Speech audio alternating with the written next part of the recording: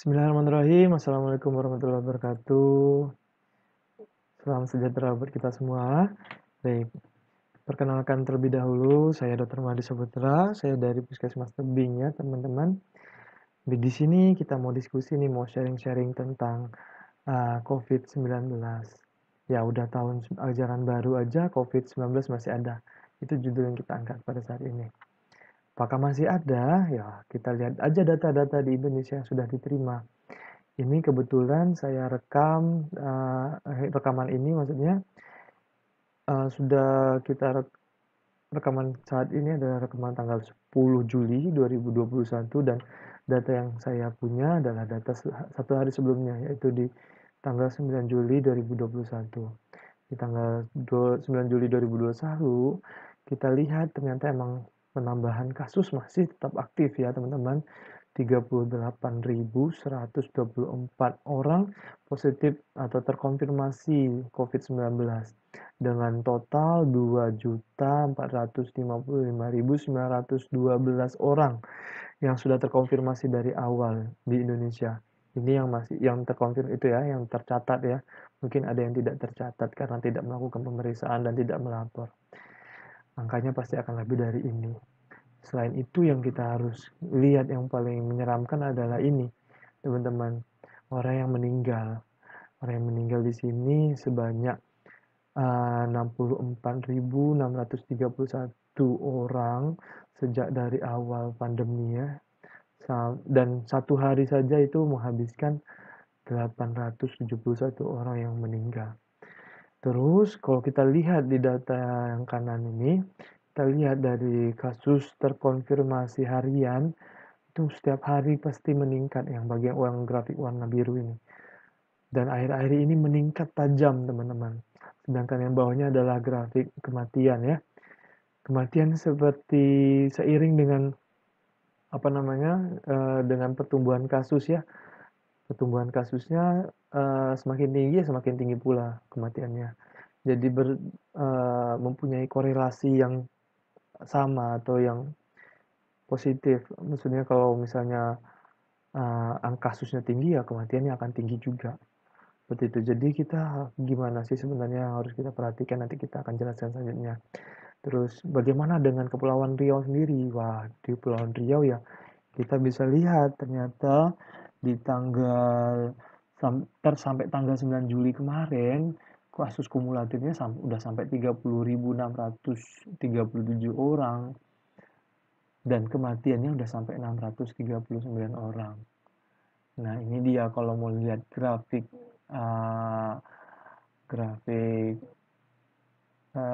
gambarnya seperti ini. Dari gambarnya terlihat sekali ya kita tuh semakin lama semakin meningkat kasusnya. Dan meningkatnya lumayan tajam akhir-akhir ini. Dan untuk di Kabupaten Karimun sendiri ya juga sama. Ternyata dari Kabupaten Karimun menyumbang sekitar 36 orang di satu hari kemarin ya. Sedangkan kasus totalnya sudah mencapai 2.528 orang yang sudah terkonfirmasi. Itu yang cek. Belum yang belum nggak mau cek dan lain sebagainya. Mungkin angkanya harusnya lebih dari ini. Oke, itu untuk data-data ya. Jadi kita mau bilang bahwa corona itu ada dan nyata, teman-teman, bukan settingan. Dan sebenarnya dan apa peran kita atau apa yang bisa kita lakukan untuk mencegah terjadinya hal ini. Jadi kita cegah untuk Indonesia sebenarnya nih. Kita bangkit semua untuk Indonesia. Nah, itu kita punya cara simpel nih teman-teman. Simpel tapi kenapa saya juga bingung deh, lama susah banget untuk diterapkan. Yaitu dengan gerakan 5M. Dan ini kita tambah plus-plus ya teman-teman, 5M plus-plus. Nanti plus-plusnya kita jelaskan. Apa aja 5M plus-plus, mungkin teman-teman udah pernah dengar 5M ini apa. Kita ulas lagi atau kita ulang lagi sama-sama. M yang pertama adalah memakai masker. Oke, memakai masker. Dan jadilah bagian dari solusi pandemi ini ya, gunakan masker dan patuhi protokol kesehatan. Kenapa?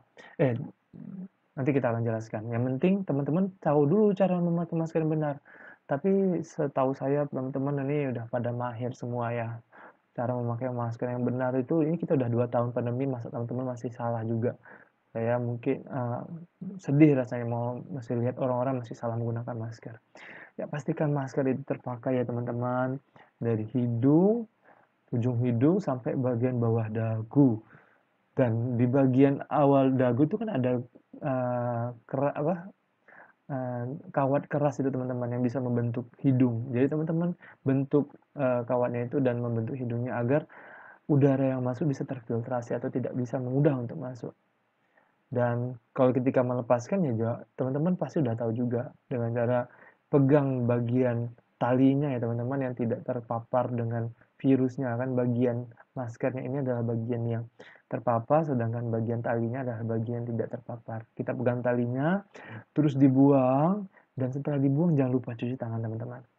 Cuci tangan. Dan ini juga nanti kita akan bahas ya tentang cuci tangan. Yang selanjutnya jangan lupa untuk masker ini, masker bedah terutama ya, itu tidak boleh dipakai berulang kali. Kalau bisa sekali pakai sekali. Dan rekomendasi kita setiap 4 jam teman-teman pakai di luar, teman-teman ganti dengan masker yang baru. Oke. Selanjutnya adalah kita bedakan nih sebenarnya teman-teman. Teman-teman bisa pakai masker biasa aja atau dengan upgrade masker.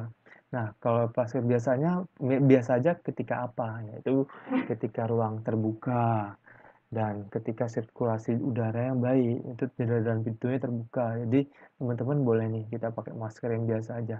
Tapi alangkah lebih baik ketika teman-teman nggak tahu ada paparan yang atau konsentrasi virus yang tinggi, teman-teman harus upgrade nih masker teman-teman. Masker kain dan masker bedah. Jadi cara pakainya itu masker bedah di dalam atau bagian lapisan pertama, terus dilapisi dengan masker kain. Jadi nanti kita sampaikan nih apa efeknya yang bisa terjadi. Dan ketika teman-teman nggak mau pakai yang masker dua lapis masker, teman-teman bisa juga menggunakan masker KN95 atau KF94 ya yang banyak juga dijual di pasaran. Oke, sebenarnya kenapa sih harus di-upgrade seperti itu? Nah, kalau kita lihat ternyata masker medis itu dipakai filtrasinya cuma 56,1%, sedangkan kain lebih rendah lagi dong, 51,4%. Nah, bagaimana kalau kita doublein yang seperti tadi? Masker bedah di dalam, masker kain di luar, ternyata jadi 85,4% teman-teman. Wah, ini angka yang bagus sekali ya untuk memfiltrasi udara. Sedangkan masker KF sama KN95 ya tentu angka filtrasinya lebih baik, yaitu 94-95%.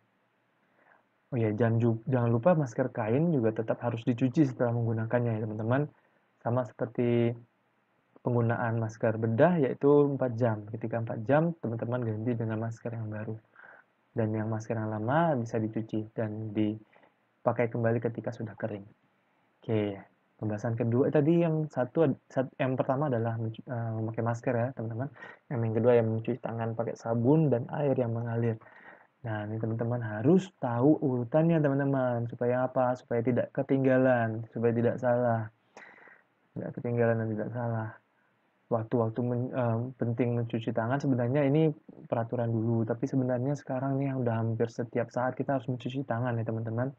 Jangan waktu-waktu ini, karena kita tidak tahu kapan virus yang kapan tangan kita memegang sebuah virus itu.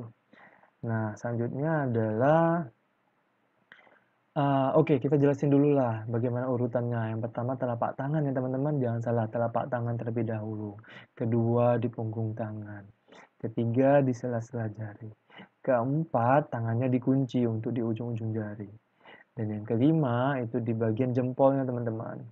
Dan yang keenam adalah di ujung-ujung kuku ya teman-teman, di ujung-ujung jari bisa diusapkan di telapak tangan teman-teman. Nah ini bisa teman-teman lihat cara cuci tangan di YouTube ya teman-teman, banyak sekali yang sudah tahu, yang sudah sudah ada tutorial cuci tangannya. Dan kita harus bisa melakukannya, wajib bisa melakukannya. Oke, selanjutnya adalah menjaga jarak. Penting ya, ini 3, 4, 5 sebenarnya hampir sama semua. Menjaga jarak, menjauhi kerumunan, membatasi mobilisasi, dan interaksi. Ini hampir sama semua. Prinsipnya adalah kita dengan orang lain itu punya jaraknya. Ketika kita menjauhi kerumunan, otomatis kita tidak akan dekat sama orang atau lumayan jauh sama orang atau mempunyai jarak sama seseorang. Dan ketika kita membatasi mobilisasi dan interaksi di luar atau uh, di luar, otomatis ya kita juga tetap menjaga jarak ke orang. Dan ternyata data kita dapat data tanggal 6 Juli kemarin, kepatuhan memakai masker di 21 provinsi masih rendah sekali teman-teman, 85%, sedangkan menjaga jarak atau membatasi jarak itu juga rendah sampai kurang dari 85%. Jadi masih banyak sekali provinsi-provinsi atau orang-orang yang masih nggak mau mematuhi memakai masker dan menjaga jarak. Entah karena termakan hoax atau yang lainnya. Oke teman-teman. Dan ini plus-plusnya yang saya sampaikan. M plus yang pertama adalah menerima vaksin.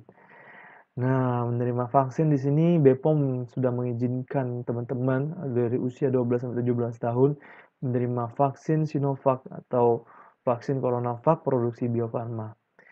Jadi sudah ada penelitian dan ternyata baik-baik aja, nggak ada masalah diberikan pada usia usia teman atau dari 12 sampai 17 tahun.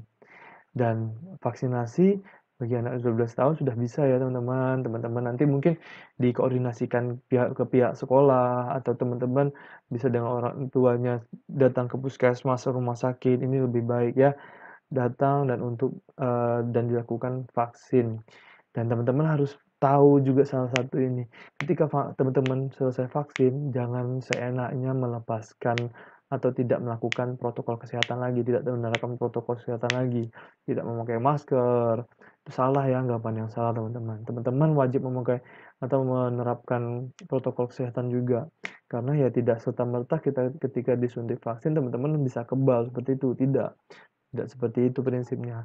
Intinya teman-teman ketika sudah vaksin selesai, teman-teman harus menjaga protokol kesehatan juga.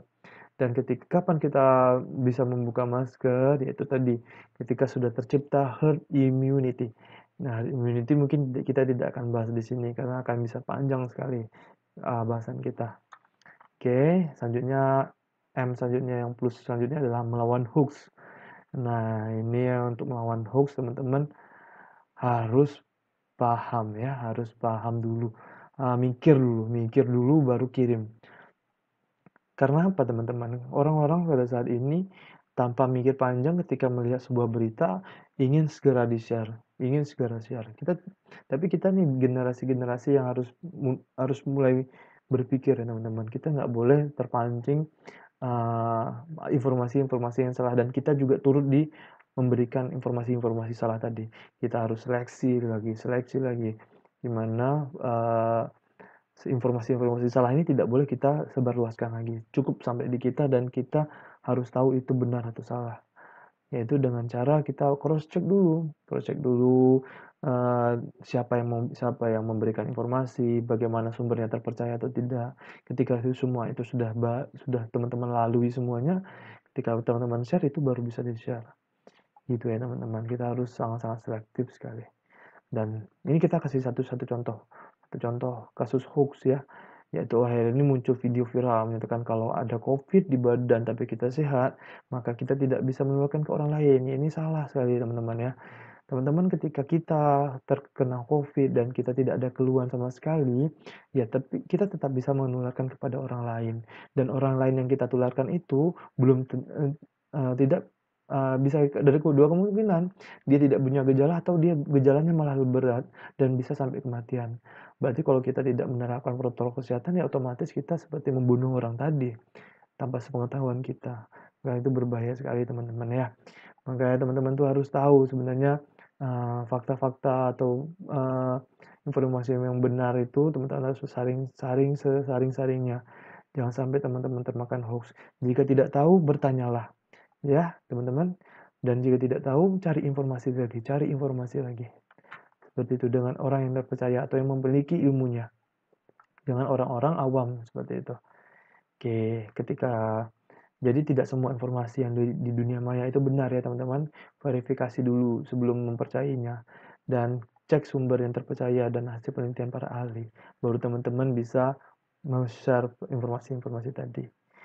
Oke, sampai sini teman-teman 5M plus-plusnya. Sedikit cerita ya, sedikit tambahan ya.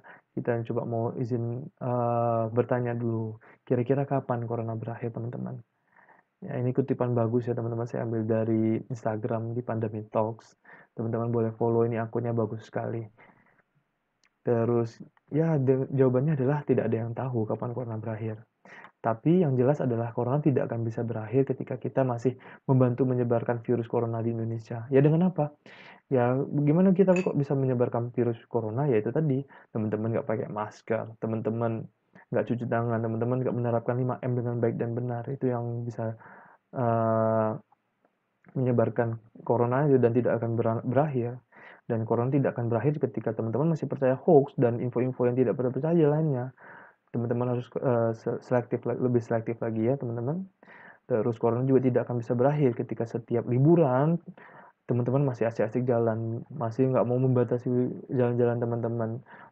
Katanya bosan dan sebagainya. Tapi kita masih dalam keadaan pandemi nih, kita harus membatasi dulu jalan-jalan kita sampai benar-benar kondisinya stabil atau tidak ada sama sekali atau sudah terbentuk herd immunity. Dan yang selanjutnya adalah corona tidak akan bisa berakhir ketika kita masih lemah menerapkan protokol kesehatan 5M tadi.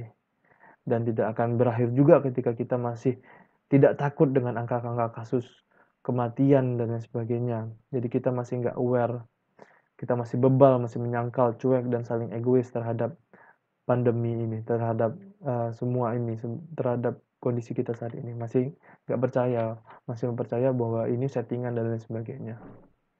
Itu dari itu, ayo teman-teman, kita bersatu kalahkan corona ini supaya Indonesia cepat sembuh gitu dari si virus COVID-19. Oke, cukup sekian yang bisa saya sampaikan ketika teman-teman ini usaha kita sama-sama teman-teman ya. Kita bisa tuntaskan corona dan kita selamatkan Indonesia ini dari virus corona dan teman-teman adalah ujung tombak kita semua. Oke, sekian semuanya. Assalamualaikum warahmatullahi wabarakatuh.